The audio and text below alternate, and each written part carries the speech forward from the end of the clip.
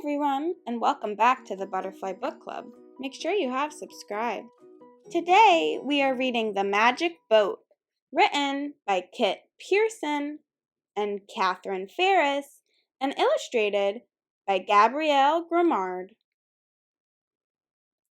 Every summer morning, Ellie and Nonna went to the beach. Ellie built sandcastles and decorated them with shells and pebbles. She stood on the shore and let the cold waves wash over her toes. She jumped on kelp bubbles to make them pop.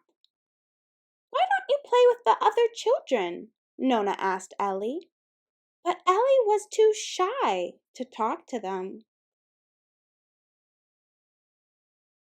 One morning, Ellie wandered along the beach, collecting pebbles. An older girl was sitting on a log. She watched Ellie for a few seconds. "Want to see my magic boat?" she asked. Ellie followed the girl to an old blue boat that was half buried in the sand. The girl climbed into the boat and told Ellie to sit behind her. The boat did not seem magic at all. Its paint was peeling, and the seat under Ellie was rough and splintery. Ellie looked across the beach at Nonna. Nonna waved. She seemed very far away. "Let's go to sea," said the girl. Ellie clutched the sides of the boat and closed her eyes. When she opened them, they were on the water. The old boat had turned into a sleek dinghy with orange sails. Ellie controlled the rudder while the boat tacked this way and that. They skimmed past islands studded with sleepy seals. They raced a boy in another boat. In the distance, a pod of orcas sliced through the waves. Nearby, a heron was trying to swallow a very large fish. When they laughed, the heron croaked and flew into the air. "Let's fly," said the girl. The boat turned into a balloon, and up they rose with the gulls. A red-headed vulture wobbled above them, searching for carrion. They looked down upon an eagle's nest. A tiny ladybug zipped by. A raven flew by so close they could hear the whumph of its wings. When it turned, it did a somersault in the air. A kingfisher let out a rattling cry and then plunged into the water. "Ellie!" called a faraway voice. The balloon turned back into the old blue boat. "It's time for our snack," called Nonna. "Bring your friend." Ellie and the girl sat on a blanket, eating Nassimo bars and drinking juice. "What's your name?" asked Nonna. "Piper," said the girl. "This is Ellie," said Nonna. The next morning, Ellie rushed to the boat. Piper was sitting in it, waiting for her.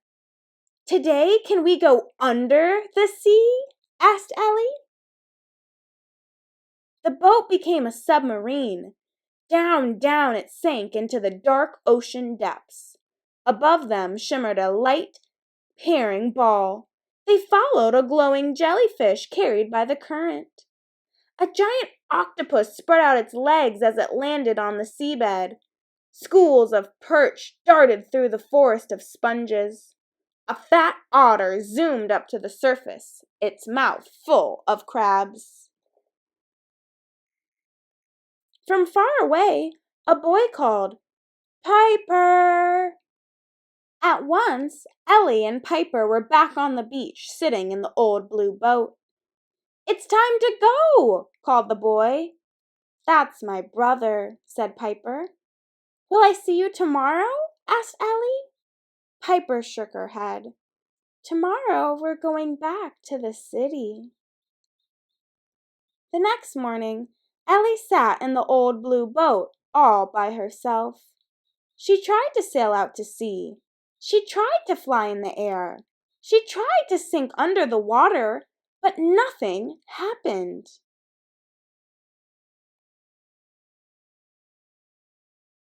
Ellie got out of the boat. She sat beside Nonna for a long time, watching a boy dig a hole. "There's nothing to do," she complained. For a while, Nonna helped Ellie build a castle, but then she went back to her book.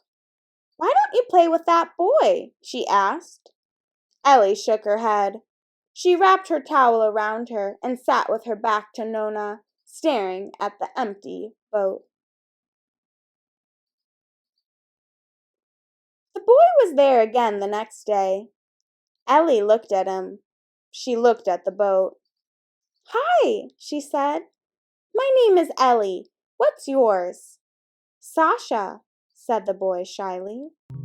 Ellie smiled at Sasha. "Want to see my magic boat?"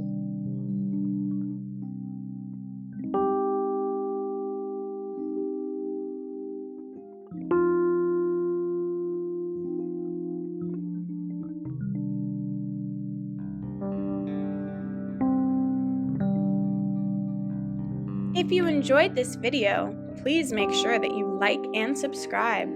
Check out our other videos at the Butterfly Book Club on youtube.com, and also click the link in our bio to check out our website that has free learning materials that go along with all of our book read-alouds. Again, please make sure you subscribe.